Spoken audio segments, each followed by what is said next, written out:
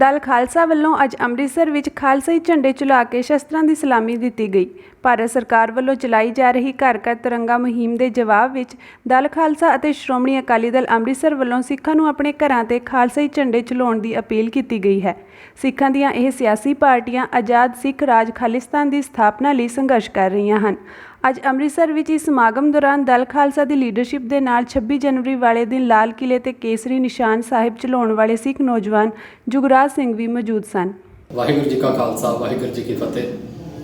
ਅੱਜ 13 ਅਗਸਤ 2022 ਨੂੰ ਦਲ ਖਾਲਸਾ ਦਫ਼ਤਰ ਦੇ ਉੱਪਰ ਅਸੀਂ ਖਾਲਸਾ ਪਰਚਮ ਲਹਿਰਾ ਕੇ ਇੱਕ ਮੁਹਿੰਮ ਦੀ ਸ਼ੁਰੂਆਤ ਕੀਤੀ ਹੈ ਕਿ ਹਰ ਸਿੱਖ ਆਪਣੇ ਘਰਾਂ ਦੇ ਉੱਤੇ ਖਾਲਸਾ ਪਰਚਮ ਲਹਿਰਾਵੇ, ਕਿਉਂਕਿ ਅਸੀਂ ਇਹ ਸਮਝਦੇ ਹਾਂ ਕਿ ਪੰਜਾਬ ਅੱਜ ਵੀ ਹਿੰਦੁਸਤਾਨ ਦਾ ਗੁਲਾਮ ਹੈ। 1947 ਤੱਕ ਅਸੀਂ ਅੰਗਰੇਜ਼ਾਂ ਦੀ ਗੁਲਾਮੀ ਹੰਢਾਈ ਔਰ ਉਸ ਤੋਂ ਬਾਅਦ ਅਸੀਂ ਹਿੰਦੂ ਤਵੀਆਂ ਦੇ ਗੁਲਾਮ ਹੋ ਗਏ।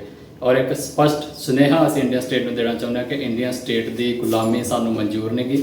ਪੰਜਾਬ ਇੱਕ ਅਲੱਗ ਮੁਲਕ ਸੀ, ਹੈ ਅਤੇ ਰਹੇਗਾ। ਅੱਜ ਦੇ ਦੌਰ ਦੇ ਵਿੱਚ ਇੰਡੀਆ ਦਾ ਗਲਬਾ ਪੰਜਾਬ ਦੇ ਉੱਤੇ ਪਿਆ ਹੈ, ਜਿਸ ਨੂੰ ਦੂਰ ਕਰਨ ਦੇ ਲਈ ਅਸੀਂ ਵਚਨਬੱਧ ਹਾਂ। ਔਰ ਇਤਫਾਕ ਦੇ ਨਾਲ ਅੱਜ ਹੀ ਸਾਡੀ ਪਾਰਟੀ ਦੀ ਵਰ੍ਹੇਗੰਢ ਵੀ ਹੈ। ਦਲ ਖਾਲਸਾ ਨੇ ਕਦਮ ਕਦਮ ਚੱਲਦਿਆਂ ਆਜ਼ਾਦੀ ਵੱਲ ਵਧਾਉਂਦਿਆਂ ਅੱਜ 44 ਵਰ੍ਹੇ ਪੂਰੇ ਕਰ ਲਏ ਨੇ।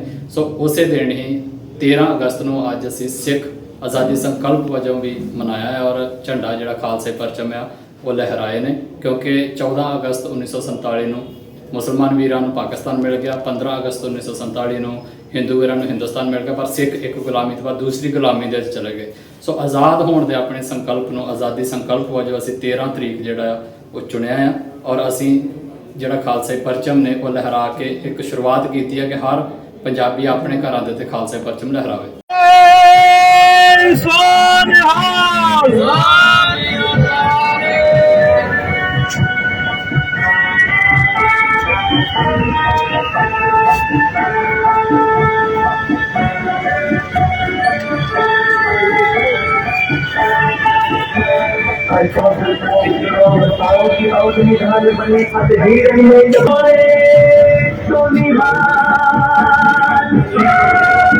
Sonia